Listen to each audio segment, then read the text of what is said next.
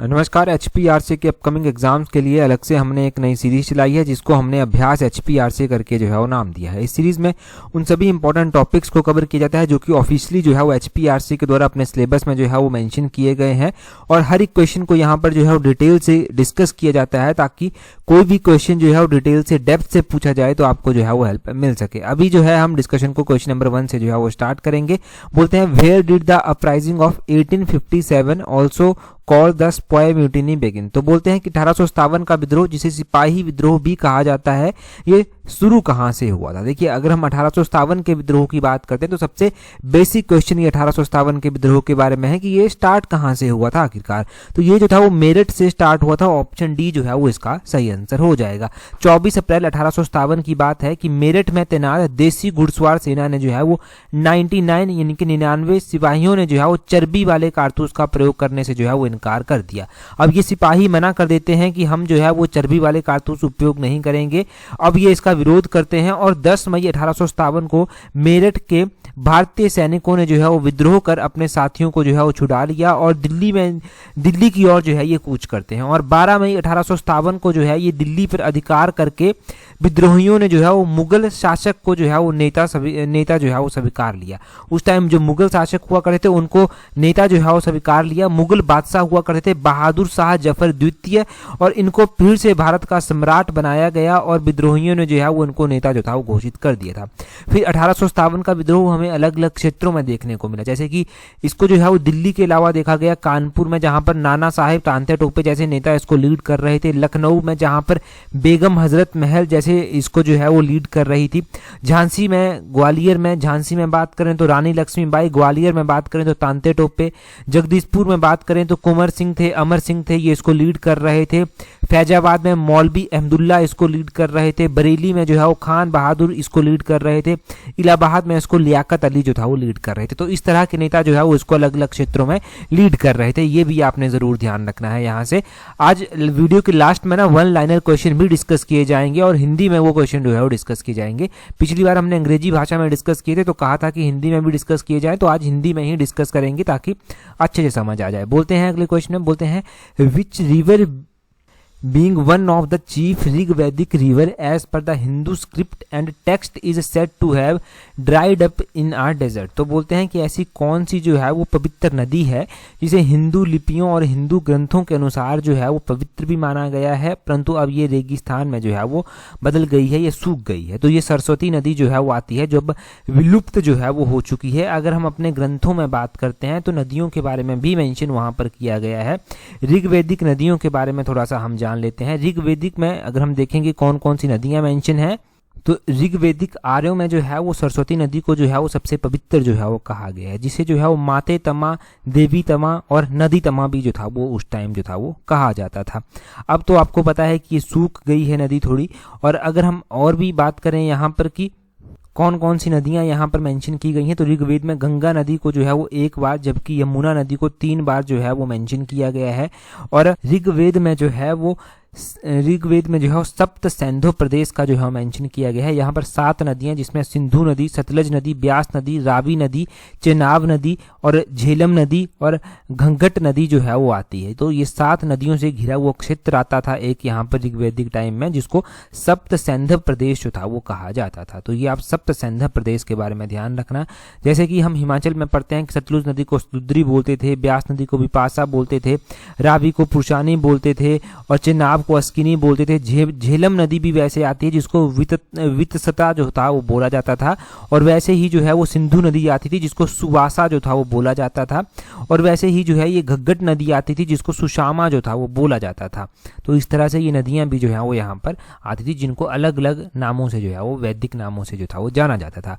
अगले क्वेश्चन में बोलते हैं, विच controversy in 1883 exposed the racial attitude of the British by provoking protest against allowing Indian judges to try European offenders। तो बोलते हैं कि 1883 की बात है, 1883 की बोलते हैं। 1883 में किस विवाद ने जो है वो भारतीय न्यायाधीशों को यूरोपीय अपराधियों कोशिश करने की अनुमति देने के खिलाफ विरोध प्रदर्शन करके अंग्रेजों के नस्लीय दृष्टिकोण को उजागर किया। तो देखो 1883 में एक विवाद हुआ था। अब ये कौन सा विवाद हुआ था? यहाँ पर भारतीय न्यायाधीश जो था वो यूरोपीय अपराधी होते थे उनके ऊपर डिसीजन जो था वो ले सकते। तो ये इल्बर्ट विल कंट्रोवर्सी जो था वो हुई थी।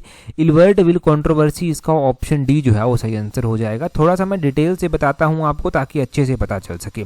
इल्बर्ट विल कंट्रोवर्सी की बात करते हैं तो ये लॉर्ड रिपन के कार्यकाल के समय जो था वो हुई थी।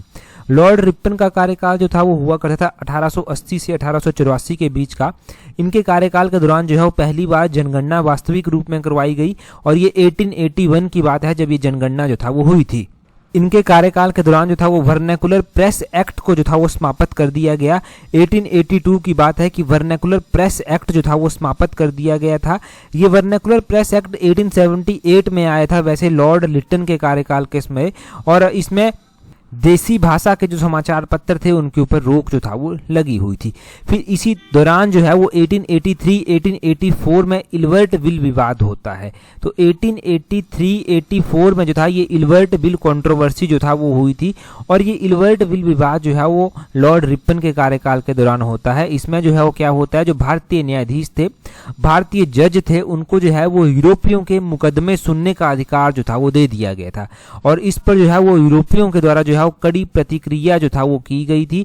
और 1883 की या फिर 1883-1884 की आप ये इल्बर्ट विल कंट्रोवर्सी कह लीजिए, ये बड़ी चर्चा में जो था वो रही थी। तो जान लिया आपने विस्तृत में कि क्या थी ये इल्बर्ट विल कंट्रोवर्सी।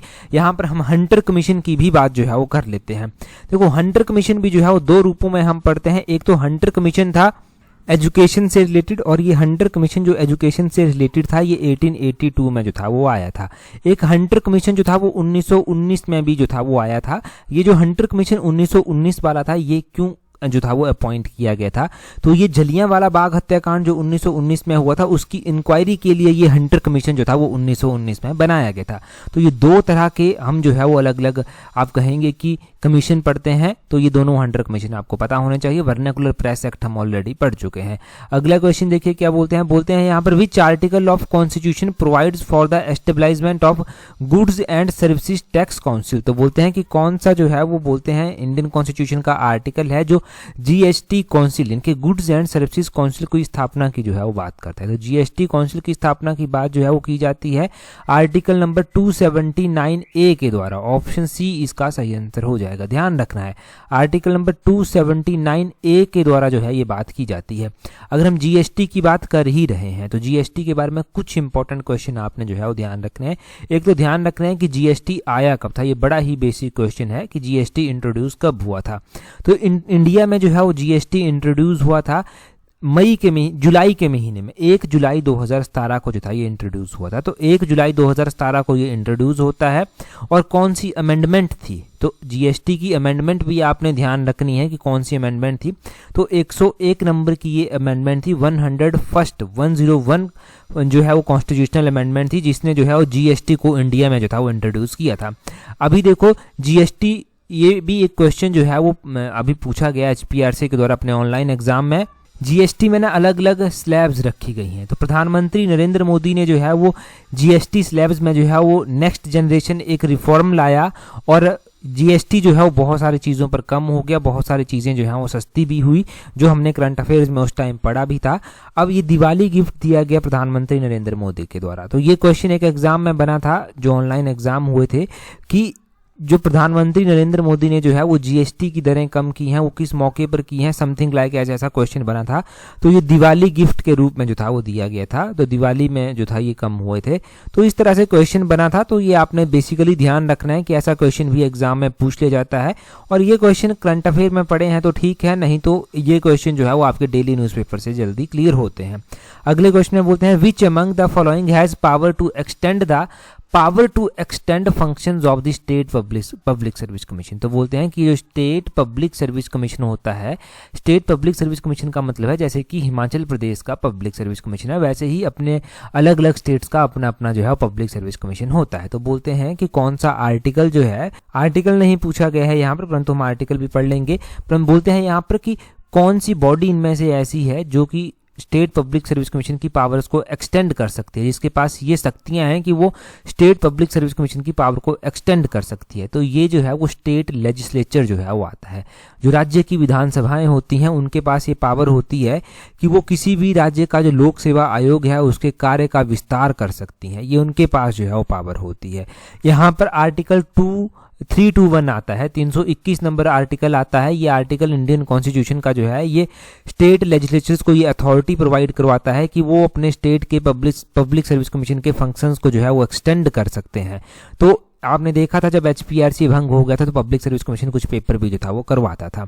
अगला क्वेश्चन देखेंगे हमारे पास क्या पूछा गया है। परंतु अगर आप तैयारी कर रहे हैं अपकमिंग HPRC के पटवारी एग्जाम के लिए, JBT एग्जाम के लिए, तो आप हमारी कॉम्प्रिहेंसिव टेस्ट सीरीज के साथ टाइमली जुड़ सकते हैं, जिसका लिंक नीचे डिस्क्रिप्शन बॉक्स कमेंट बॉक्स में जो है वो दिया गया है। देखिए अगर आप सीरियसली तैयारी कर रहे हैं और चाहते हैं कि आपका सिलेबस जो आप पढ़ रहे हैं उसको आप एनालाइज कर सकें, अपनी कमियों को एनालाइज कर उनमें रिफॉर्म लाकर जो है वो आगे बढ़ सकें, तो ये आपके पास सही मौका है। देखिए जिन्होंने अभी तक TGT मेडिकल नॉन मेडिकल के एग्जाम दिए हैं और जिन्होंने आंसर की चेक की है, जिनके अच्छे नंबर नहीं बने हैं ना, उनको अब रियलाइज हो रहा है कि कितनी गलती उन्होंने कर दी प्रैक्टिस ना कर। तो आप जो है ये गलती ना करें, यहाँ से सीखने का मौका आपको मिलता है कि जो गलती पहले हो चुकी है उस गलती को ना दोहराएं। गलती से सीखना ही जो है वो सक्सेस की ओर जो है वो आपको ले जाता है। टेस्ट सीरीज का लिंक नीचे डिस्क्रिप्शन बॉक्स कमेंट बॉक्स में है। अगला क्वेश्चन देखिए क्या बोलते हैं which of the following state separates United state and Russia. तो यूनाइटेड स्टेट और रशिया को कौन सी स्टेट सेपरेट करती है। देखो ये क्वेश्चन आपको लग सकता है थोड़ा सा डाउटफुल, परंतु ऐसा क्वेश्चन पूछ लिया जाता है कमीशन के द्वारा भी। तो बोलते हैं कि जो USA और रशिया को जो स्टेट सेपरेट करती है वो बेरिंग स्ट्रेट जो है वो आती है। अदरवाइज आपने बेरिंग स्ट्रेट पढ़ी होगी, ये अलास्का और एशिया के बीच में जो है वो आती है, या इनको जो है ये सेपरेट जो है वो करती है। या फिर आपने पढ़ा होगा कि ये जो बेरिंग स्ट्रेट आती है ये आर्कटिक ओशन और बेरिंग सी को जो है वो सेपरेट जो है वो करती है। तो इस तरह से ये स्ट्रेट्स आपने पढ़ी होंगी। यहाँ पर सुंडा स्ट्रेट जो है वो दिया गया है। सुंडा स्ट्रेट जो है वो जावा सी और इंडियन ओशन को सेपरेट करती है और इंडोनेशिया में जो है इसकी लोकेशन आती है, इंडोनेशिया में आती है। यहाँ पर मलाक्का स्ट्रेट दिया गया है। अगर हम इस मलाक्का स्ट्रेट की बात करते हैं तो ये जावा सी और बे ऑफ बंगाल को सेपरेट करती है और इंडिया और इंडोनेशिया को जो है ये सेपरेट करती है। तो ये आपने ध्यान रखना है, इंडिया और इंडोनेशिया को ये सेपरेट करती है। यहाँ पर जिब्राल्टर स्ट्रेट भी दिया गया है, ये मेडिटेरियन सी और अटलांटिक ओशियन को जो है वो सेपरेट करती है। ये जो मेडिटेरियन सी और अटलांटिक ओशियन है ये स्पेन और अफ्रीका का जो मोरक्को है वहां को इनको जो है वो आपस में सेपरेट करती है। तो ये चार ऑप्शंस आपके क्लियर हो गए। यहाँ पर आपने इन चार स्ट्रेट्स के बारे में जो है वो ध्यान रखना है। इंडिया में पाक स्ट्रेट एक और आती है, जो पाक स्ट्रेट इंडिया और श्रीलंका को जो है वो सेपरेट करती है, या यूं कह लीजिए कि ये बे ऑफ बंगाल और इंडियन ओशन को जो है वो सेपरेट करती है। तो पाक स्ट्रेट भी क्लियर हो गया। 5 स्ट्रेट्स हमने टोटल जो है वो रिवाइज यहाँ से कर ली। ऐसा नहीं है कि आपने नहीं पढ़ी होंगी ये स्ट्रेट्स, बस याद रखना बहुत ज्यादा जरूरी है। यहाँ पर देखो बेरिंग स्ट्रेट के बारे में लिखा भी गया है कि यूनाइटेड स्टेट का अलास्का और रशिया का साइबेरिया इनको जो है ये सेपरेट जो है वो करती है। अगला क्वेश्चन देखिए, बोलते हैं tropical deciduous forest are also known by which of the following name. तो ये जो ट्रॉपिकल डेसिडियस फॉरेस्ट आते हैं इनको जो है वो अन्य किस नाम से जो है वो जाना जाता है। ये जो ट्रॉपिकल डेसिडियस फॉरेस्ट आते हैं इनको मॉनसून फॉरेस्ट भी जो है वो बोलते हैं। ऑप्शन बी जो है वो इस क्वेश्चन का जो है वो सही आंसर हो जाएगा। अगर हम फॉरेस्ट की ही बात करते हैं कि फॉरेस्ट के बारे में क्या क्या क्वेश्चन जो है वो एग्जाम में बनते हैं, तो फॉरेस्ट भी जो है वो अलग अलग तरह के आते हैं। ये जो ट्रॉपिकल डेसिडियस फॉरेस्ट आते हैं ये काफी इंपॉर्टेंट जो है वो हैं। इनके बारे में क्या क्या क्वेश्चन एग्जाम में बन जाता है, एक तो पहले डिटेल से देख लीजिए। ये ऐसे फॉरेस्ट हैं जो इंडिया में सबसे ज्यादा जो है फैले हुए हैं। They are the most wide spread forest type in India. इस तरह के फॉरेस्ट इंडिया में सबसे ज्यादा फैले हुए हैं। और आप देखिए किस तरह के क्षेत्रों में ये पाए जाते हैं। अगर NCERT पढ़ी हुई है, वहां से रिवीजन किया हुआ है, तो आपको पता चलेगा कि ऐसे क्षेत्र जहां पर जो है वो 200 सेंटीमीटर से 70 सेंटीमीटर के बीच में बारिश होती है, वहां पर जो है इस तरह के फॉरेस्ट होते हैं। अब इनको भी जो है वो आगे 2 भागों में विभाजित जो है वो किया गया है। एक जो है वो ड्राई डेसिडियस फॉरेस्ट है, एक जो है वो मॉइस्ट डेसिडियस फॉरेस्ट जो है वो आते हैं। ये जो मॉइस्ट डेसिडियस फॉरेस्ट हैं, यहाँ ये उन फॉरेस्ट को बोलते हैं जहां पर 200 सेंटीमीटर से 100 सेंटीमीटर के बीच में जो है बारिश होती है। और ये मोस्टली जो है वो ईस्टर्न पार्ट ऑफ कंट्री, जो कि नॉर्थ ईस्ट स्टेट्स आते हैं, वहां पर आपको देखने को मिल जाएंगे। हिमालयस के फुट हिल्स में देखने को मिल जाएंगे, झारखंड, वेस्ट बंगाल, छत्तीसगढ़, यहाँ पर देखने को जो है वो मिल जाएंगे। इन फॉरेस्ट में जो है वो बैम्बू हो गया, साल हो गया, सैंडलवुड हो गया, खैर हो गया, अर्जुन के पौधे हो गए, मलबरी हो गया, कुसुम हो गया, इस तरह के पौधे ज़्यादा देखने को मिलते हैं। ये जो ड्राई डेसिडियस फॉरेस्ट आता है, तो ये ड्राई डेसिडियस फॉरेस्ट उन एरियाज में होते हैं जहां पर रेनफॉल जो है वो 100 सेंटीमीटर से 70 सेंटीमीटर के बीच में जो है वो होती है। बिहार, उत्तर प्रदेश जैसे क्षेत्रों में ये पाए जाते हैं। इसमें टीक, साल, पीपल, नीम इस तरह के पौधे जो हैं वो ग्रो होते हैं। तो ये हमने थोड़ा डिटेल से जान लिया। अगर यहाँ से क्वेश्चन पूछा गया तो गलत नहीं होना चाहिए। अगले क्वेश्चन में बोलते हैं in which of the following state of India is the Satpura thermal power station is located. तो बोलते हैं कि ये सतपुरा थर्मल पावर स्टेशन जो है वो कहाँ पर जो है वो स्थित है। अब ये थर्मल पावर स्टेशन जो है वो इंडिया में कहाँ कहाँ पर आते हैं और ये जो है वो सतपुरा थर्मल पावर स्टेशन स्थित कहाँ पर है ये हम जानेंगे यहाँ पर।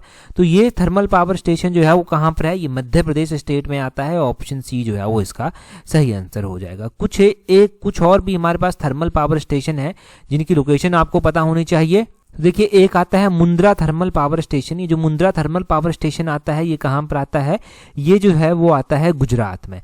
एक जो है वो रिहंद थर्मल पावर स्टेशन जो है वो आता है। रिहंद थर्मल पावर स्टेशन कहाँ पर आता है, ये उत्तर प्रदेश में जो है वो आता है। एक जो है वो चंद्रारपुर थर्मल पावर स्टेशन जो है वो आता है, ये महाराष्ट्र में आता है। एक Korba super thermal power station आता है, ये छत्तीसगढ़ में जो है वो आता है। एक Talcher super thermal power station आता है, तालचर जो है वो उड़ीसा में आता है। तो ये मोस्ट इंपॉर्टेंट वाले हमने जान लिए कि कहाँ पर आते हैं, इनकी लोकेशन आपने ध्यान रखनी है। अगला क्वेश्चन देखिए क्या बोलते हैं the United Nation declared 2026 as the international year of which of the following. बोलते हैं संयुक्त राष्ट्र ने 2026 को निम्नलिखित में से किस वर्ष के रूप में जो है वो घोषित किया है। हमने पहले भी इस तरह का क्वेश्चन पढ़ा है, परंतु ये क्वेश्चन हमने पहले नहीं पढ़ा था। अब डिटेल से अगर आपने वीडियो को सुना था पहले तो आप बिल्कुल सही करेंगे कि यूनाइटेड नेशन ने 2026 को वुमेन फार्मर के रूप में जो है वो डिक्लेयर किया है। ऑप्शन सी जो है वो इसका सही आंसर जो है वो हो जाएगा। जल्दी से उस डाटा को भी रिवाइज करते हैं जो पहले पढ़ रखा है। तो देखिए 2024 से हम स्टार्ट करेंगे। 2024 को इंटरनेशनल ईयर ऑफ कैमलिडीज जो है वो पढ़ा गया था और या फिर अनाउंस किया गया था। 2025 को international year of quantum science and technology, international year of glaciers preservation और इंटरनेशनल ईयर ऑफ कोऑपरेटिव्स और international year of peace and trust, ये सब घोषित किया गया था। 2026 को जो है वो ईयर ऑफ वुमेन फार्मर जो था वो पढ़ा गया था या फिर अनाउंस किया गया था। 2026 को ही international year of volunteers for sustainable development और international year of rangelands जो है वो घोषित किया गया है। रेंज लैंड्स एंड पेस्टोरिस्ट ये घोषित किया गया है। 2027 को international year of legal literacy और international year of sustainable and resilient tourism जो है वो घोषित किया गया है। तो ये आपने ध्यान रखना है 2024, 25, 26, 27 को क्या क्या कर जो है वो अनाउंस किया गया है। यहाँ से इतना ही ध्यान रखेंगे। अगले क्वेश्चन की ओर चलते हैं। अगले क्वेश्चन में क्या बोलते हैं which of the following was not the key objective of India's 5-year plan from 1950 to 1990। तो बोलते हैं कि 1950 से 1990 तक भारत में जो पंचवर्षीय योजनाएं रही उनका मुख्य उद्देश्य क्या नहीं था। तो 1950 से 1990 के बीच में जो भारत की पंचवर्षीय योजनाएं रही उनके जो मुख्य गोल थे, मुख्य ऑब्जेक्टिव थे, वो थे ग्रोथ करना, इक्वलिटी लाना या फिर इक्विटी इंप्रूव करना या फिर सेल्फ रिलायंस लाना। ये उनके जो था वो एम थे, परंतु प्राइवेटाइजेशन की ओर जो था वो नहीं बढ़ी थी। ऑप्शन ए जो है वो इसका सही आंसर जो है वो आ जाएगा। देखिए प्राइवेटाइजेशन नहीं करनी है, ये जो था वो पहले माना जाता था कि गवर्नमेंट जो है वो खुद मैनेज कर रही है चीज़ों को, उसको खुद ही मैनेज करना चाहिए। जैसे गवर्नमेंट के द्वारा एयरलाइंस को खुद चलाया जाता था, गवर्नमेंट के द्वारा जो है वो होटल्स बहुत सारे रन किए जाते थे, परंतु वो सब चीज़ें लॉस में जा रही थी। और 1990 के बाद एक रिफॉर्म आता है जिसके बाद ये प्राइवेटाइजेशन का कॉन्सेप्ट जो है वो आता है और 1990 के बाद 1991 में ये रिफॉर्म जो था वो आया था जिसको एलपीजी रिफॉर्म जो था वो कहा गया। एलपीजी रिफॉर्म कब आया था, ये जो था वो 1991 में आया था। इसको लिबरलाइजेशन, प्राइवेटाइजेशन और ग्लोबलाइजेशन जो था वो बोला गया। ठीक है, तो यहाँ से इंडिया की मार्केट में जो है वो बहुत सारे रिफॉर्म हुए। ये इकोनॉमिक रिफॉर्म जो है वो उस टाइम के प्रधानमंत्री पीवी नरसिम्हा राव और उस टाइम के फाइनेंस मिनिस्टर मनमोहन सिंह होते थे, उनकी पहल से जो था वो आए थे और यहाँ से इंडियन की इकोनॉमी में बहुत सारे बदलाव देखने को मिले। उसके बाद ही हमें देखने को मिलता है कि ये आप फोन आज सुनते हैं, ये सब चीज़ें फॉरेन से जो है वो इंडिया में आई, और भी बहुत सारी इन्वेंशंस जो हुई, ग्लोबलाइजेशन से जो है वो इंडिया का सामान बाहर जाने लगा, बाहर से चीज़ें अंदर को आने लगी, तो ये सब चीज़ जो है वो हुआ। और एलपीजी के रिफॉर्म्स जो थे ना, वो इसने क्या किया, इसने प्राइवेट सेक्टर को तो बूस्ट किया ही किया, इसने जो है वो फॉरेन इन्वेस्टमेंट को भी जो है वो बहुत ज़्यादा अट्रैक्ट किया अपनी और। इंडिया में फॉरेन जो इन्वेस्टमेंट जो है वो होने लगी। अब आज के टाइम में आप शेयर मार्केट का अगर खबरें अखबार में पढ़ते हैं तो आपको देखने को मिलता है कि जो फॉरेनर्स थे उनके द्वारा पैसा निकाल लिया गया शेयर मार्केट से, तो शेयर मार्केट नीचे चली गई। फॉरेनर्स के द्वारा इन्वेस्ट किया गया तो मार्केट ऊपर चली गई। तो इस तरह से चीज़ें हुई। आज इंश्योरेंस सेक्टर में आप देखते हैं कि 100% एफडीआई को अलाउ किया गया, पहले ये 74% हुआ करती थी। तो ये किसके परिणाम है? ये ग्लोबलाइजेशन के ही परिणाम है। ठीक है जी, तो इतना सब यहाँ से ध्यान रखना। अब हमारे पास बड़े ही अच्छे वन लाइनर क्वेश्चन चलते हैं जो कि आपके रिवीजन में आपकी बहुत ज़्यादा हेल्प जो है वो करने वाले हैं। सबसे पहले क्वेश्चन में बोलते हैं, शतपथ ब्राह्मण में उल्लिखित राजा विदेह माधव से संबंधित ऋषि कौन थे? तो ये ऋषि थे ऋषि गौतम राहुगण, इनका नाम आपने ध्यान रखना है। ये एंशिएंट हिस्ट्री का क्वेश्चन है। मैत्रेय संहिता का संबंध किससे है? तो किस वेद से जो है ये मैत्रेय संहिता संबंधित है? मैत्रेय संहिता जो है वो यजुर्वेद से जो है वो संबंधित है। यजुर्वेद से ये मैत्रेय संहिता संबंधित है। आगे बोलते हैं, उत्तर वैदिक काल में किन राजाओं को आर्य संस्कृति का धूर समझा जाता था? तो आर्य संस्कृति का धूर जो है वो कुरु और पंचाल राजाओं को जो था वो समझा जाता था। या फिर किन राज्यों को समझा जाता था? तो ये इन राज्यों को जो था वो समझा जाता था जो कुरु और पंचाल राज्य थे, इनको समझते थे।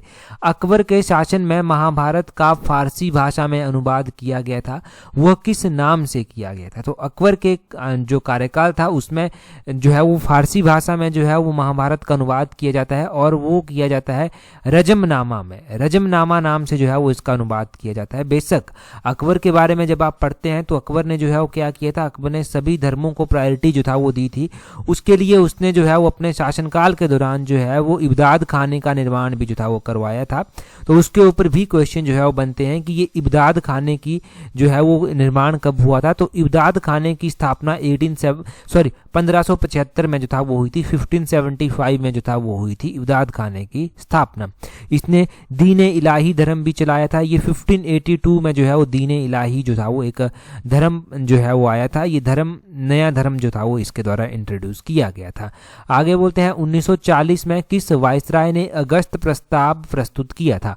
तो 1940 में जो अगस्त प्रस्ताव रखा गया था वो किसके द्वारा रखा गया था? वो लॉर्ड लिनलिथगो के द्वारा जो था वो रखा गया था। जब भी हम वायसरायज के बारे में पढ़ते हैं, जब भी हम इंडियन हिस्ट्री में जो है वो इंपॉर्टेंट इवेंट्स को देखते हैं, तो लॉर्ड लिनलिथगो का कार्यकाल जो है वो 1936 से स्टार्ट हुआ था और 1944 तक जो था ये चला था। इनके कार्यकाल के दौरान क्रिप्स मिशन आया, अगस्त प्रस्ताव इनके कार्यकाल के दौरान जो था वो आया था। तो ये सब आपने ध्यान रखना है। अच्छा, क्रिप्स मिशन कौन से ईयर आया था? आप कमेंट कर कर बताइए। ये तो बेहद ही आसान क्वेश्चन है अगर तैयारी आप कर रहे हैं। आगे बोलते हैं, गांधी जी के विरोध के बावजूद सुभाष चंद्र बोस को कांग्रेस का अध्यक्ष किस वर्ष चुना गया था?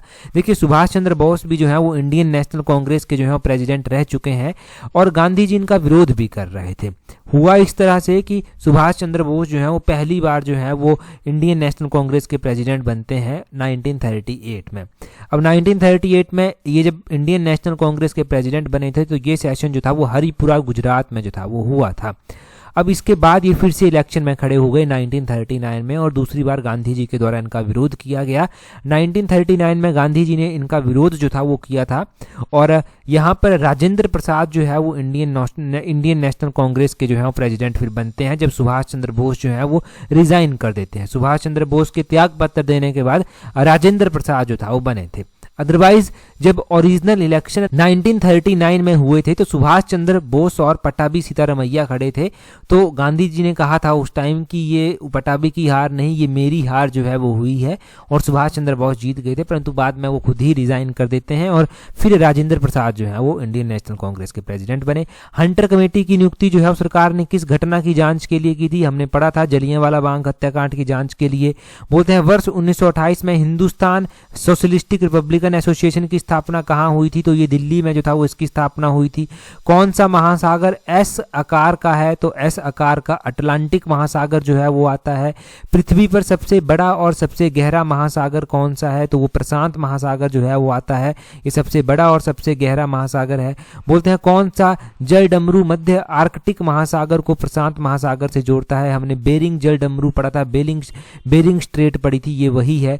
बोलते हैं अगले क्वेश्चन में कौन सा ग्रह घने बादल के आवरण से घिरा हुआ है, इसलिए इसे वील्ड प्लेनेट या फिर घुमा हुआ ग्रह के नाम से भी जो है वो जाना जाता है? तो ये शुक्र ग्रह है। शुक्र ग्रह को वीनस प्लेनेट जो है वो बोलते हैं। ये वीनस प्लेनेट की बात हो रही है। आगे बोलते हैं Kilauea, Mount Rainier, Mount Shasta, Mount Hood और थ्री सिस्टर्स और येलोस्टो ज्वालामुखी कहाँ पर हैं? तो ये संयुक्त राज्य अमेरिका में आते हैं। और आगे बोलते हैं शून्य आधारित बजट के प्रतिपादक कौन थे? एक जीरो बेस्ड बजट होता है, इसकी प्रतिपादना जो है वो पीटर पार्चर के द्वारा जो था वो की गई थी। पीटर पार्चर का नाम जरूर ध्यान रखें, इंपॉर्टेंट क्वेश्चन। राजकोषीय घाटा किसको बोलते हैं? तो राजकोषीय घाटा होता है प्राथमिक घाटा माइनस ब्याज भुगतान। तो ये सब वन लाइनर क्वेश्चंस में ध्यान रखें। अगला क्वेश्चन देखिए, बोलते हैं which of the following institution is referred to as the lenders of the last resort? तो किस संस्थान को अंतिम उपाय का ऋणदाता कहा जाता है? 4 ऑप्शंस आपके पास दिए गए हैं, कमेंट कर कर अपना आंसर जल्दी से जो है वो बता दीजिए। इस क्वेश्चन को हम इससे पिछले एडिशन में डिस्कस कर चुके हैं, तो जल्दी से कमेंट कर कर बताइए। टेलीग्राम पर अगर अभी तक ज्वाइन नहीं किया है तो टेलीग्राम पर ज्वाइन करने के लिए अपने टेलीग्राम से @tallexam31 सर्च करना, आपको हमारा टेलीग्राम चैनल मिल जाएगा। That's all for today. Thank you very much for watching and listening it very patiently.